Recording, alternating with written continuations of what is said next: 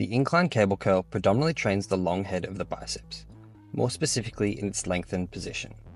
To set up, set the cables down to the lowest height. Grab the handles and take a step forward into a split stance. Pull your shoulders back and down toward your hips and position your upper arm behind your torso.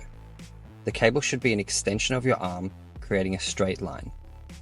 Lastly, angle your elbows outward slightly at around 10 to 15 degrees so that there is space between your elbow and torso.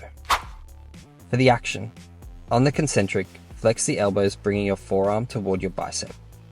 On the eccentric, control the weight on the way down, ensuring you feel a good stretch in the bottom position. Allow your hands to come closer together at the top and further apart at the bottom.